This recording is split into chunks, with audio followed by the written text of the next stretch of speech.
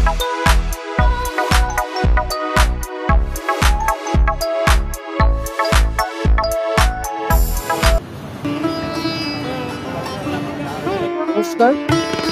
আপনাদের সবাইকে আমার চ্যানেলে স্বাগতম। জানি না অডিও কতটা ক্লিয়ার আসবে। এই প্রচুর গাড়ির আওয়াজ। প্রতি বছরের মতন এবারও একটা পুজো ব্লগ নিয়ে এসেছি। আর শুরু করলাম ফার্স্ট জগৎ মুখার্জি পার্ক থেকে। তবে একেবারে অন্যান্য বারে যেমন এলাকা ভিত্তিক হয়, এটা কিন্তু সেরকম হবে না।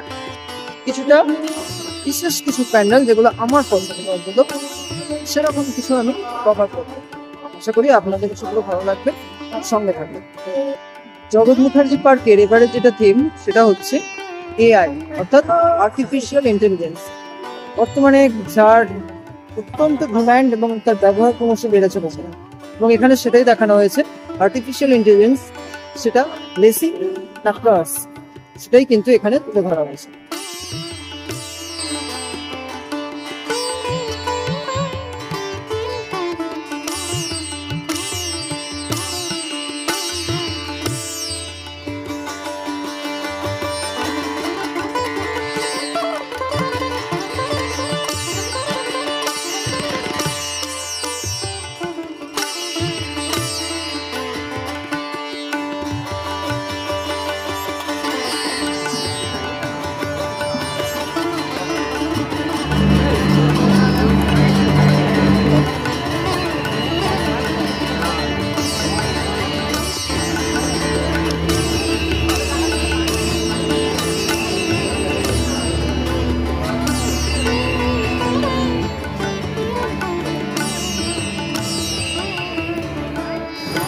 জগৎ মুখার্জি পার্ক কমপ্লিট।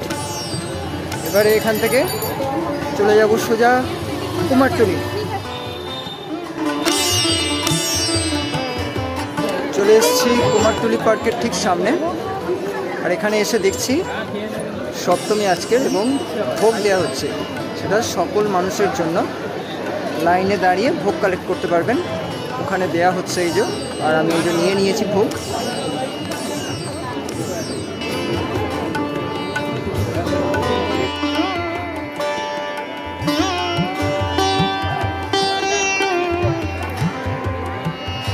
এই হচ্ছে কুমারটুলি পার্ক, তার এন্ট্রান্স। অত্যন্ত একটি ঐতিহ্যশালী পূজা মণ্ডপ, এবং এখানে প্রতিমা কিন্তু খুব সুন্দর হয়।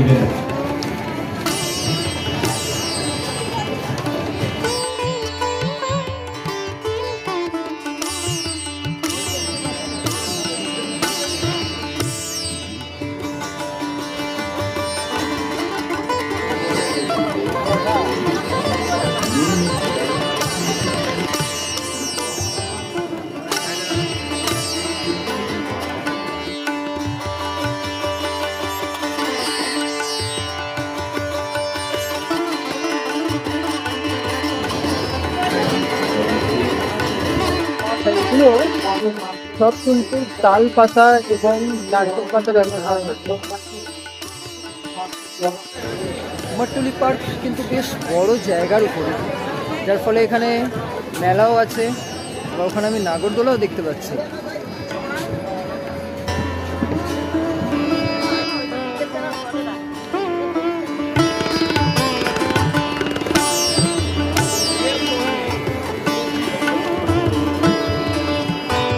এবার চলে এসেছি শোভাবাজার রাজবাড়ি। এই হচ্ছে তার এন্ট্রান্স। কিন্তু শোভাবাজার আরো একটি রাজবাড়ি আছে, অর্থাৎ দুটি ছেলে দুটি রাজবাড়ি। আমরা একটু এগিয়ে যাব। আমি যে সামনের যে রাজবাড়িটা আছে ওইটাকে আগে দেখে আসবো, তারপরে এইটা আসবে।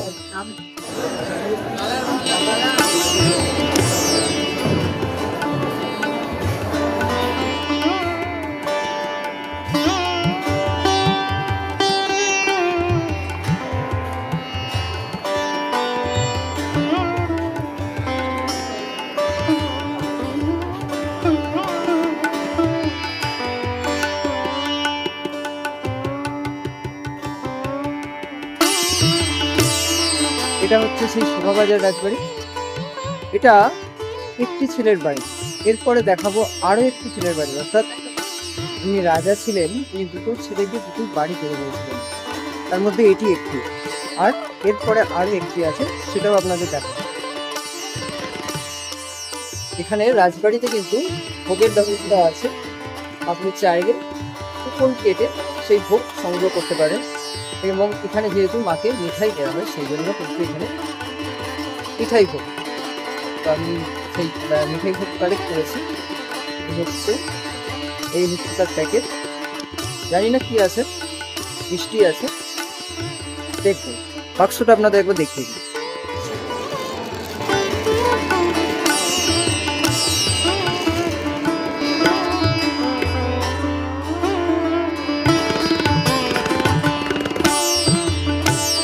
শোভাবাজার রাজবাড়ি দেখা বলেছিলাম, এবার সেখানে যাব।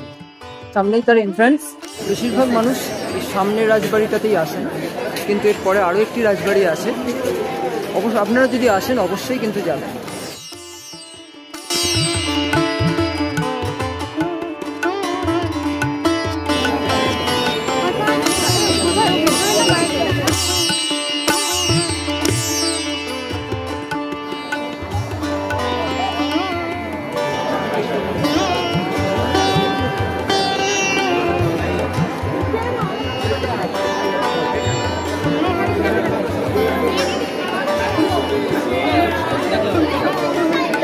হচ্ছে শোভাবাজার রাজবাড়ি।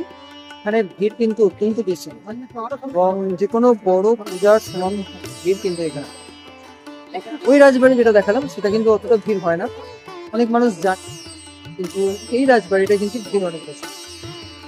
আমার ব্লগ দেখে যদি আসেন অবশ্যই কিন্তু ওই রাজবাড়িটিতেও যাবেন, এই কিন্তু ভালো সুন্দর, প্রচন্ড ভিড় কিন্তু এখানে।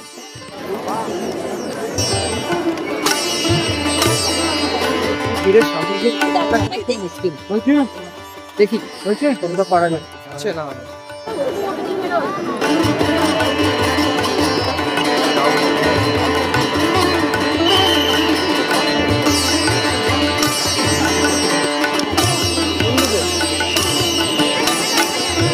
চলে এসছে এখন শোভাবাজার মেট্রো স্টেশন। এখান থেকে ট্রেন যাচ্ছে, ওখানে বেশ কিছু প্যান্ডেল দেখাবে, সেগুলো আপনাদের সঙ্গে শেয়ার, সঙ্গে থাকবে। ওইতে এখন ঠিক বাজে 4টে, আর এবার এন্ট্রি করবো টালা প্রত্যয়। রাস্তায় অনেকটা রাখতে হবে, এখান থেকে সোজা এগিয়ে যাচ্ছি টালা প্রত্যয়ের দিকে।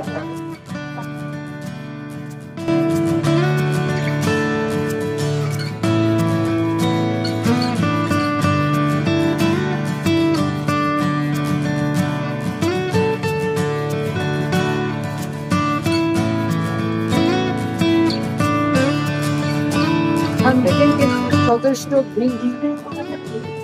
এখনো কমটা হাঁটতে হবে।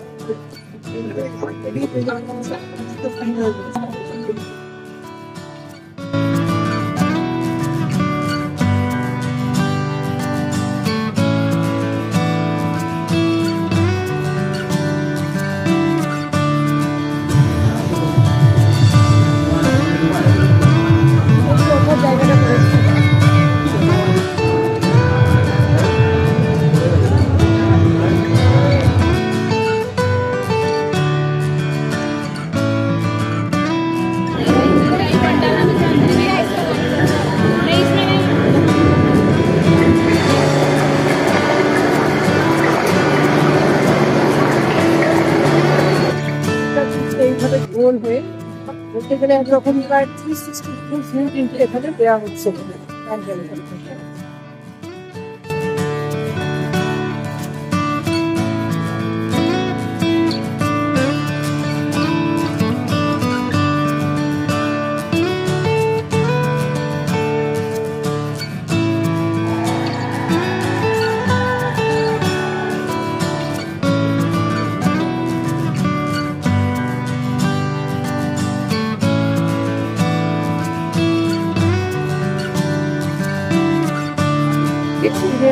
খুব সুন্দর, বেশ বড় ইয়েটা ধরে প্যান্ডেল, প্রায় একরকম 360 ভিউ। যেটা হচ্ছে তাদের জীবনের উৎসব এবং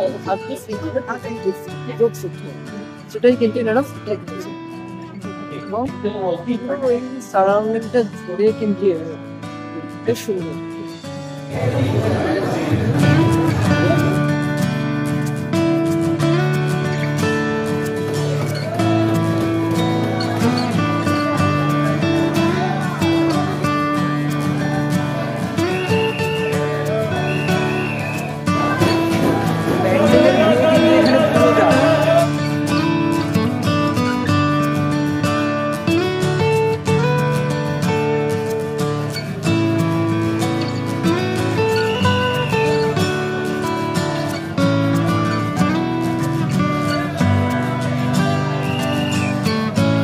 বেলগাছিয়ার সাধারণ দুর্গোৎসব, এটাও কিন্তু বেশ যথেষ্ট বড় জায়গা।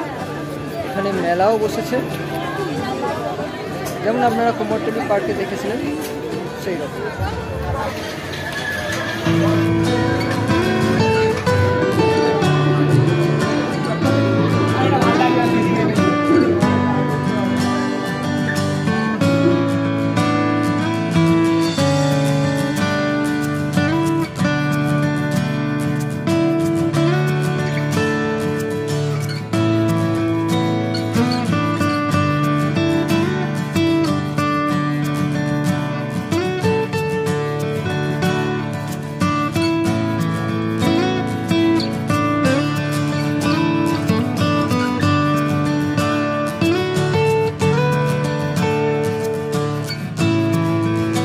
হচ্ছে বেলগাছিয়ার সার্বজনীন দুর্গোৎসবের পূজা মণ্ডপ। প্রতিমা কিন্তু খুব সুন্দর। এখানে যেটা দেখানো হয়েছে, মায়ের আরো রূপগুলি দেখানো হয়েছে। এই যে যেমন এখানে লেখাও আছে প্রত্যেকটার, বেশ সুন্দর কিন্তু কাজ। খুব বেশি ভিড় নেই, কিন্তু কাজ খুব সুন্দর।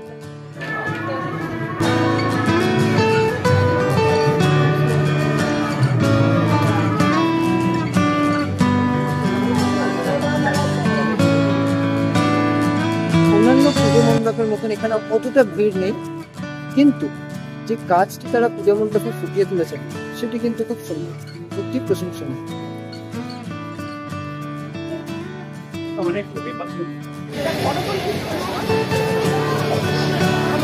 দমদমপাল ভারত চক্র তার লাইন এখনো অনেকটা দূরে প্যান্ডেল, কিন্তু অনেকটা বড় লাইন।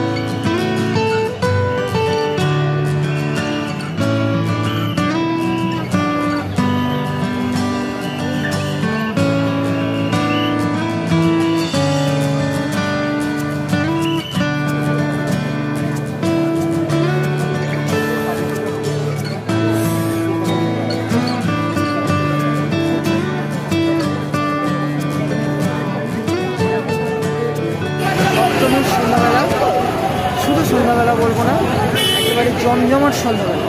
বৃষ্টিও নেই, প্রচুর মানুষ বেরিয়েছেন, সকলেই উৎসবের মেজাজে আছেন।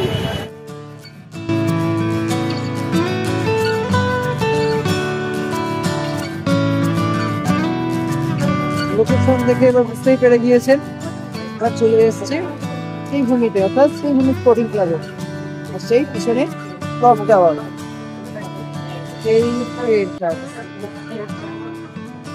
দেখা যাচ্ছে না ক্যামেরায়, এই সাইডটা, এই গেটটা।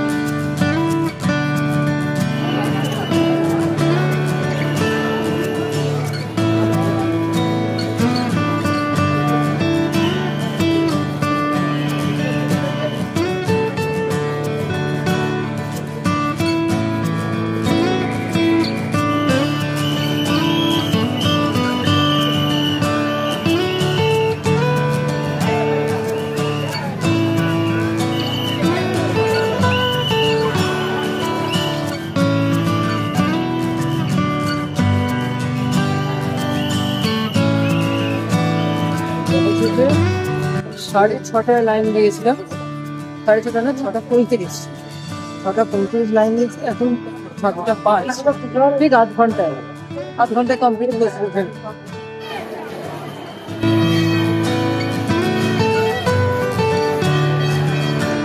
বাতানের ব্লগ শেষ করবো এখানেই, আবার নতুন ব্লগ নিয়ে আসবো, অবশ্যই সঙ্গে থাকুন।